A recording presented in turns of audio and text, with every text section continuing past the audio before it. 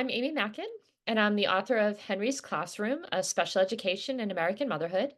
And the book is about navigating the special ed system with my son, who was diagnosed with developmental delays at about 15 months old.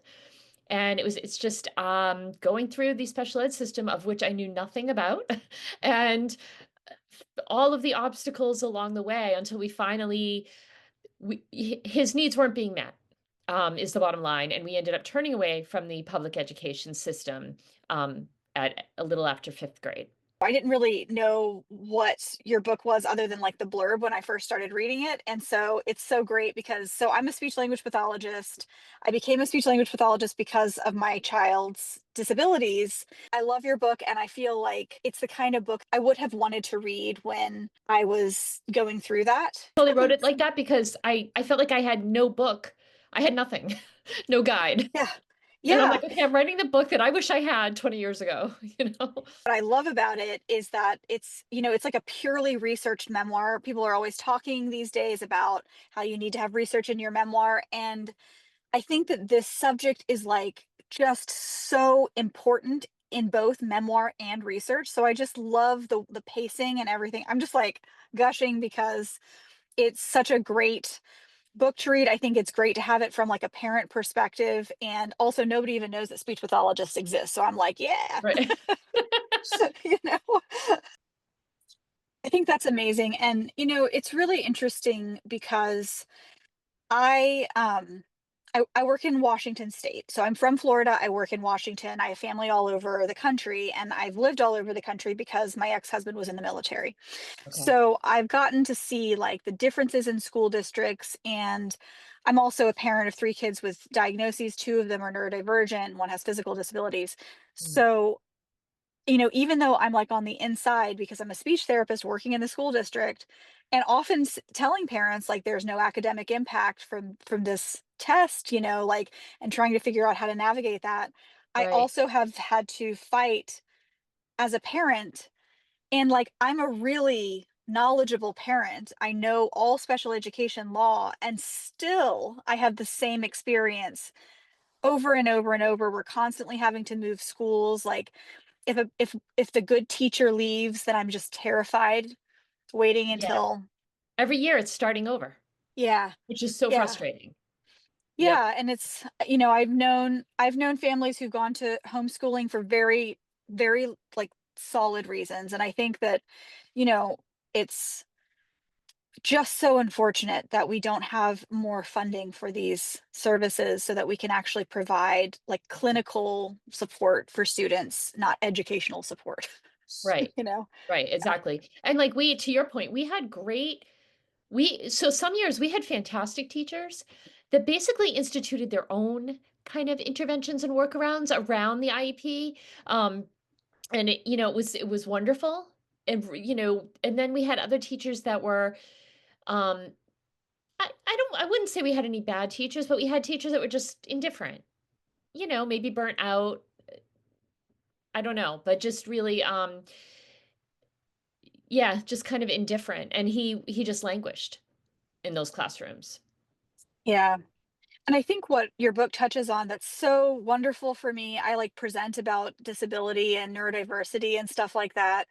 And a lot of the stuff that you were talking about with the way that there's like a crash course in your book of how we perceived autism and neurodivergence and how that was treated, socially, in this kind of emergence of awareness that, y'all didn't get to benefit much from, unfortunately.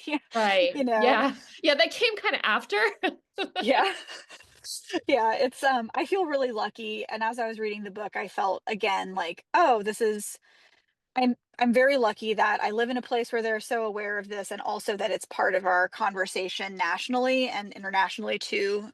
because of how frustrating to be in that situation." I mean, I think that my youngest child probably would maybe not be alive if we didn't have the knowledge that we do now because he had very extreme emotional responses.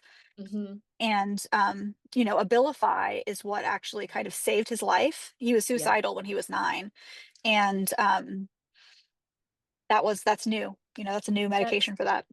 Yeah, that is definitely where we were headed, I felt like, as far as the depression, same thing at, like, 9, 9 years old, um, the just complete sadness and, fatigue with just life, which is so horrifying as a parent to see a 9-year-old reacting that way or feeling that way about his life or the world or his place in it. And that was kind of the beginning of turning towards homeschooling because I just felt like this is never going to fit. We had been in the system since early intervention. We had been after early intervention, he aged out at 3. We went to the district special needs preschool, and they sent us there. And then, he started public school, public kindergarten with an IEP. And it was just, educationally he was progressing, but socially every year was just such a struggle. And it was really frustrating, and to your point, not having funding, but the way we fund the schools, it's so inconsistent. So, like, there's a school, I live kind of on the town line where I live, and right across the town line, there's a school that's closer to me than the school he was attending, at the time, and they had this wonderful program for middle schoolers and high schoolers on the spectrum. They had instituted this program, and it would have been such a great fit for him. But because we lived in our town, he wasn't allowed to go. And our particular school had no supports in place, no programming at all. And I was basically told that there was nothing they could do for him, but if he didn't succeed, we could reassess. And I'm like, if he doesn't succeed, I'm not getting my kid back mentally. Like, I mean, he was so close to crashing and burning as it was, and I just knew he wasn't he there was no way he could succeed in that environment. With, like, every 50 minutes, the class changing, you have 3 minutes to go to your locker and the bathroom. He had very rigid routines, which helped him cope, and all those routines were going out the window if he transitioned to our public middle school because there were no supports in place for him. And that's when we turned to homeschooling because I really felt like I had no other choice. I just there was just no other choice for us, and so we decided to do that, and we were starting. I had no teaching experience, and, I was learning as I went and seeking out supports, and I'm really lucky where we live here in New England, there were actually I we found a lot of support as far as, like, independent teachers, homeschool, enrichment centers. There's a ton of colleges around here that, like, with, like, lab schools where the students will work, you can sign your student up and the students will work with your student. And all the museums around here were running homeschool programs, so we got a ton of support in that respect. But to your point, nobody was really using the term neurodivergent at the time. And even with autism, his diagnosis was autism, but a lot of people were still feeling as though autism, and even me, as well, we sort of attach that term to someone who has profound autism or severe disabilities and comorbidities, other intellectual disabilities maybe, and other things, along with that. And there just wasn't nobody was really talking about, kids like my son, and that was difficult because he was very bright, he did really well, in school, he got good grades, and so they're like, "He's doing fine," and there were no social supports at all. I mean, he was very social when we homeschooled. We joined all kinds of groups. He was in a homeschool, like, track group. He was in a homeschool rec group that met every week. We were doing a lot of group activities, but they were really positive, and they were multi-age, which is kind of another thing that I'm actually thinking about, like, writing a whole essay on that because when I went down that rabbit hole, it turns out that there's research that shows that even though we think about this as kind of a really antiquated, like our grandfathers, in these one-room schoolhouses, multi-age classrooms, research shows, are as good as far as academic education and better in social education for kids. The problem is it's really hard to run, especially a large public school, in a multi-age kind of curriculum because the textbooks and everything that's created for teachers right now isn't designed for that. And it's like it's a whole new way of teaching, and it requires a whole different way of training the teachers.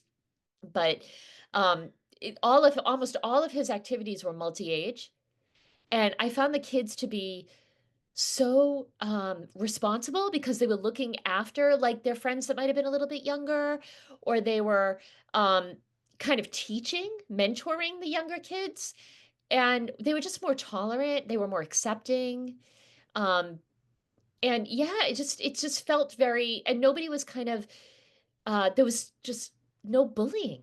And it's really interesting now because my son is actually, so he went to grad school, recently graduated from grad school, and um, he's teaching essentially, but like an online teaching, and he's so good at it.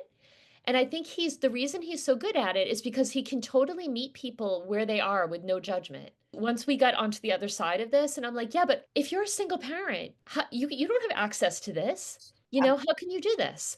And depending on your geographical location, because I have transportation, I had a reliable car, we could drive to these things. Um, I don't live in a location with good public, public transit access, but I had a car.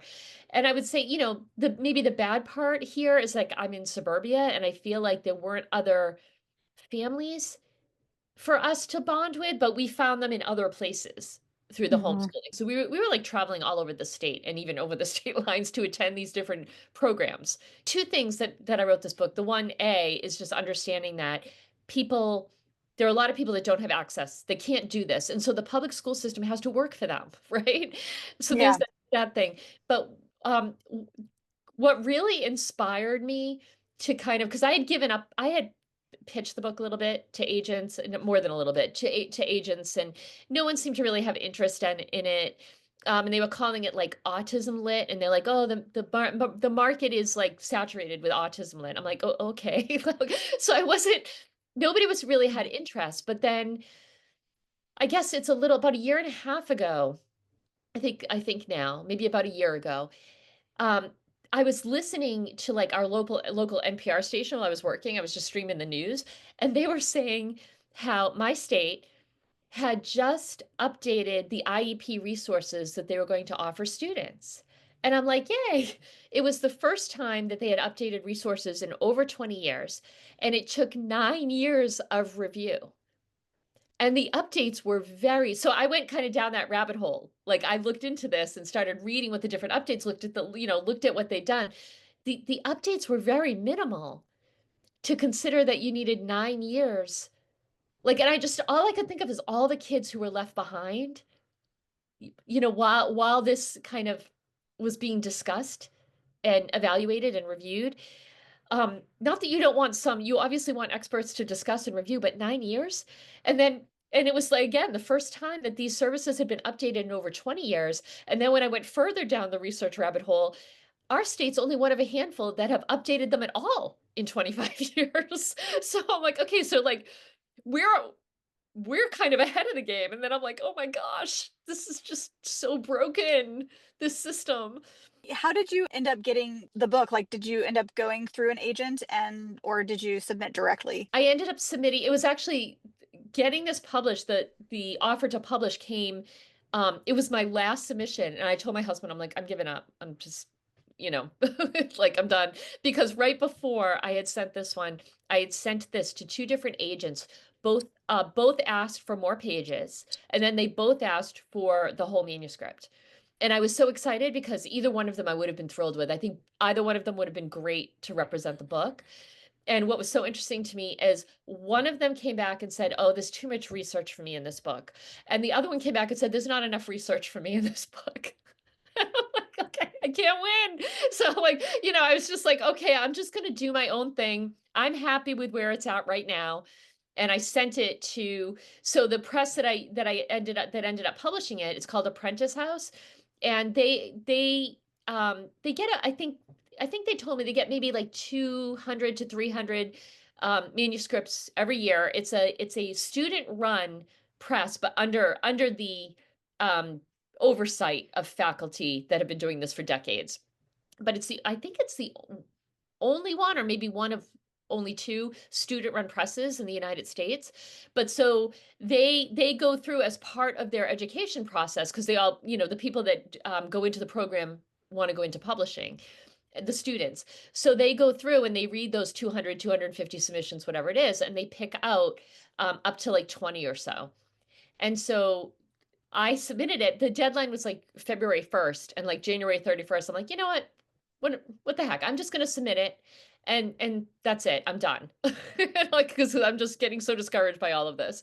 And then I heard back from them like 6 weeks later, and they're like, yeah, we think this would fit great. So we'd like to publish it. So I'm like, yay, so that's how it went. But it was so yes, I submitted, you have to have a whole manuscript to them. Um, and then it's students that are doing sort of the editorial work. So I did hire an independent editor Mhm, to, mhm. just to kind of give it another full Yeah. edit by a professional. And then, yeah, and then they have design students that give you ideas about the cover. You can also go separately and hire your own designer. But I actually loved the cover that the student came up with, which is, we went through it a few times, but that's what's on the book now. And I was really happy with that. And it was kind of a whirlwind because they work on an academic schedule. So Mhm, they decide, like they read all the manuscripts, they decide in like March, they notified me, I think in late March, that yeah, we want to publish your book. And then it's like full speed ahead because that was March of last year. And then so March 2024, and like it's going to publish in May 2025. I'm like, whoa, okay. And because you have multiple, they send you the first draft, and I went through the first draft. I had an editor look at it. I decided I wanted to add some more research. I wanted to see if there's updated studies. I had a bunch of edits, and even, so we went back and forth 3 or 4 times. Like I imagine is the same in traditional publishing, but the traditional publishing is longer usually. It's like 18 to 24 months. So mhm. it was on a super fast track once they accepted it. But I'm just thrilled it's out in the world. Your son's an adult now. Yeah. A lot of times I think the reason that people don't write about this stuff is because they don't wanna, like, write about their child's life. Like, they don't want to mess with their Yeah. privacy or whatever. Right. I have given up on that standard. I write about my kids for national publications all the time. And because I think that, I can pay for their therapy later if it's a problem for them. And I do ask their permission now, but Yep. we need to be talking about this. And I'm just like, you know what, guys, you came from my body. I'm so sorry, but you're going to have to do this with me. Like, this is our family because we're just going to be really open about what life looks like for us in Yeah. every way that people will fucking publish. Like, Right. just put it all out there. Yeah. But I do think, like, I receive a lot of questions, like, because my children's faces are like on the Today Show or whatever. It's Right. like, and I'm like, yeah, I don't give a shit. Like, Yeah.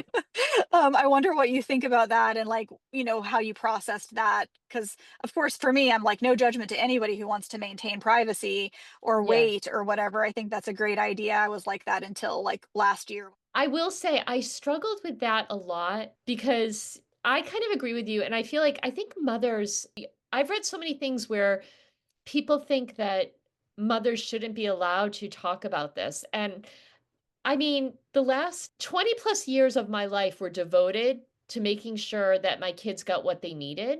So I don't really, I push back on the idea that I am not allowed to talk about that experience. I did give my son editorial access. I told him if there was anything in that book that he was not comfortable with, I could take it out. He did not read the book. He didn't want to read the book. He did ask that I change all the names except for myself and my husband. He Mhm. wanted all the names changed, and I changed a few like details about locations just to maintain privacy. He is a really private person, and he really rejects labels. So unlike someone else who might be kind of loud and proud about being neurodivergent, or that's not him. He's a really private Mhm. person. So um, he understood my need to tell this story and why I wanted to tell this story.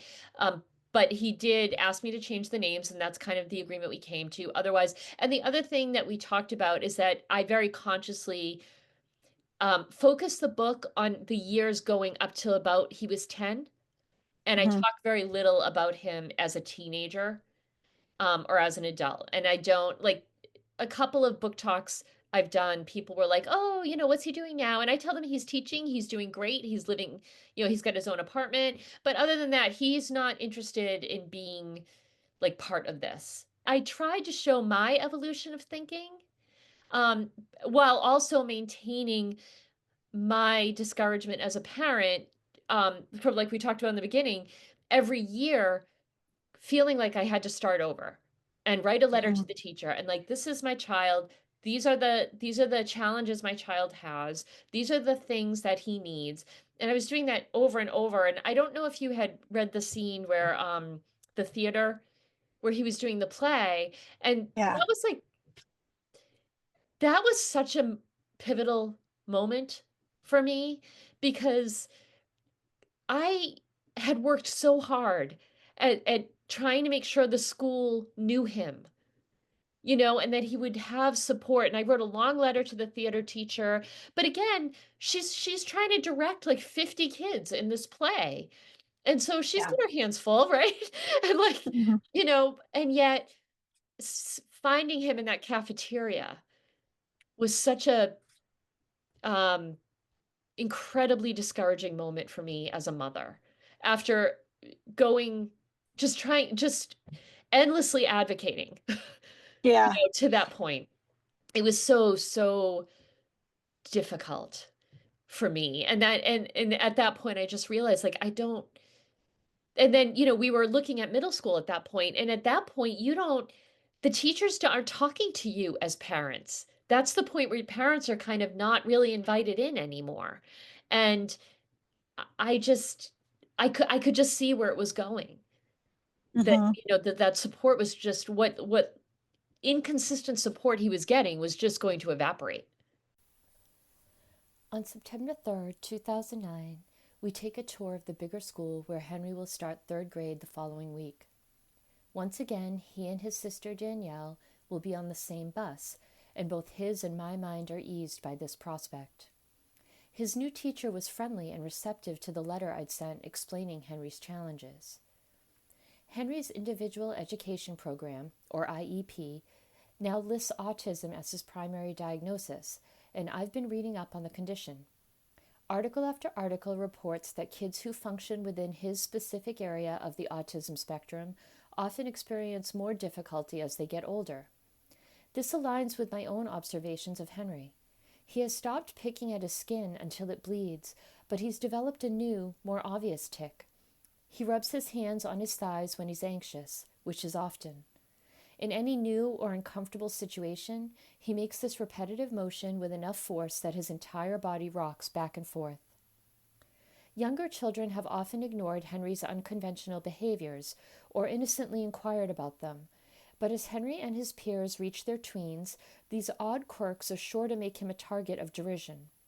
Every bit of research I read warns of it. The school counselor, as well as the district's therapists and administrators, reassure me that their schools are tolerant and welcoming places where teasing, they never use the word bullying, is not a problem.